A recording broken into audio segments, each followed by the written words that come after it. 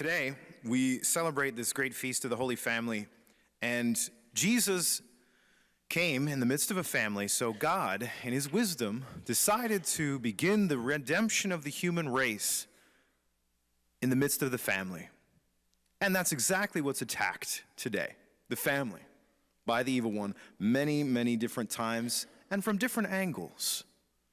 But for us, our disciplined pursuit of the Lord should also follow a principle called the disciplined pursuit of less. I think this is a big thing. I went through an audio book called Essentialism, the disciplined pursuit of less, and I really like the principle today, especially when there's a multiplication in front of us of all these demands upon our time, energy, money, etc. So we have to simplify our lives so much more. And the disciplined pursuit of less, we actually have to intentionally pursue less things in our life so that we can manage and do the things we have that we have to do and do them well, not just get them done and get them out of the way. No, something that helps us thrive more rather than survive. And for us as Catholics, the prayer time as a family will be very important as we move forward in the midst of this culture. And that's going to be paramount. I could talk about a lot of dangers in the family and technology, but I want to focus in on the prayer life of a family, which is not an easy thing. I mean, you can talk to my parents afterwards. It's not easy to get kids together. I mean, they had 6 of them, so it's hard to get kids together and to pray, but it's worth the effort and it's worth the discipline. St. Augustine was a bishop of Hippo back in the 400s, and he said this to the men in his congregation. He said, "Fulfill my office in your homes. Fulfill my office in your homes." He was speaking to those fathers.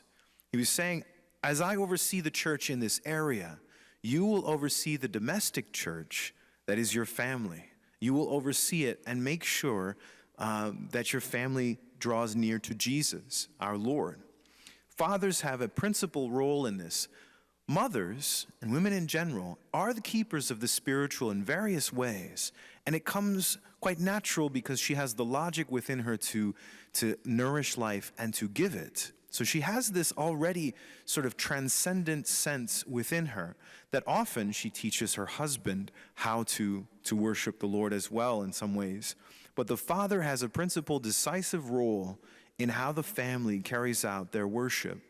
And I see this a lot, but fathers in general in Israel actually had a priestly role within the home. They would preside over the Passover liturgy in the house. So they were kind of like a priestly role. And today, it's much similar, I think, for our practices. They, of course, should efface themselves before the fatherhood of God, whose fatherhood they really participate in. And there's a fatherhood wound today, but that doesn't mean it's completely gone. There can be radiational fathers to children who don't have fathers. There can be a coach, a teacher, a priest, or maybe even an uncle. And they can offer fatherhood. They can help bring that life to its fulfillment, to teach it in the ways of the Lord. There's lots of helps today, too. If we just look online, and I've been compiling a little list of websites, books, and other resources that I'm going to kind of print off and leave at the church at one point once I complete it, or somewhat complete it, because there's lots of things coming out all the time. But there's a book called The Little Oratory, How to Live the Faith in the Home. It's by Sophia Institute Press. And it's really good for just even home decoration of certain areas that actually help bring the faith into the home. And if a non-Christian comes into our house, will they know that there's a Christian that lives there?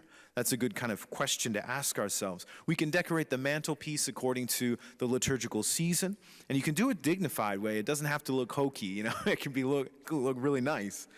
And also just kind of a shrine area in your house, just a table that's covered with a white cloth.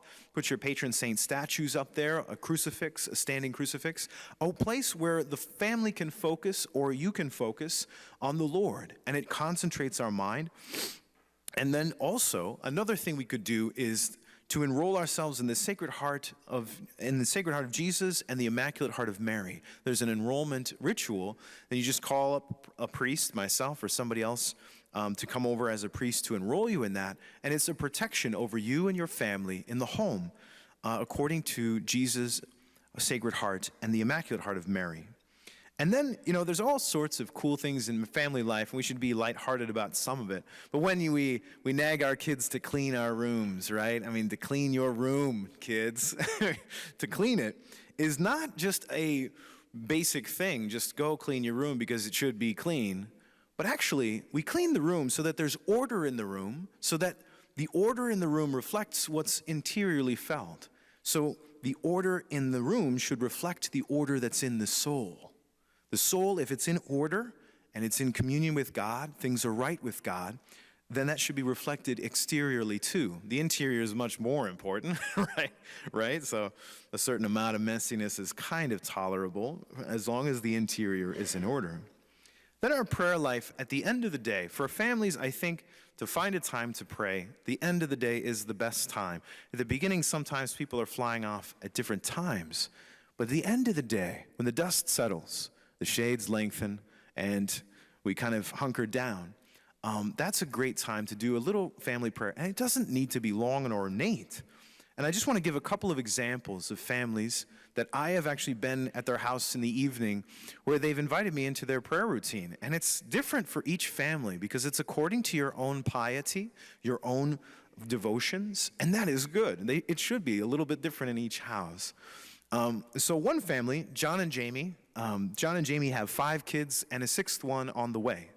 And they pray the rosary every day together as a family.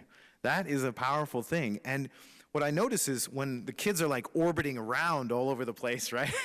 Then they go in, they sit down to pray, and everything is at rest in the house as they pray. They all concentrate on the Lord, and through the mysteries of the rosary, seeing our Lord's life, retelling it, reliving it through the lenses of Mary's eyes.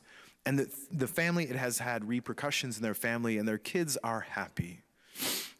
The second family, Derek and Elizabeth, they have 4 little boys, all blonde and blue-eyed, orbiting around.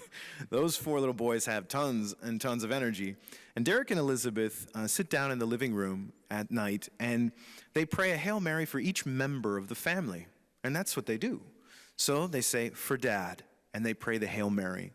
For Mom, and they pray the Hail Mary. For Edmund, they pray the Hail Mary. For Otto, and they got some cool Germanic names, these kids. I love it. Well, Edmund's a little British, but that's okay. These practices, too, even if it's one member of the family that starts to foster their prayer life, it can have repercussions in the whole family. One other example, before I close, is a priest friend of mine. I was asking him about his vocation, and he said, well, as a family, we were kind of average and kind of secular in some ways. But then our mom, she started to go to adoration once a week for 1 hour in front of the Blessed Sacrament. We do that here on Wednesdays all day.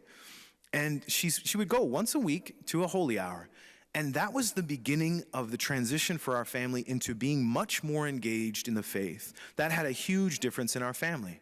And there's 2 priests in the family now. 2 priests in that family, and the rest of them are also quite happy in their family life. And the other ones got married with a bunch of kids. And so it's beautiful. Even if one person in the family starts to engage, to make the faith truly central in their life, and to pass that on to our kids too, it will be the aim.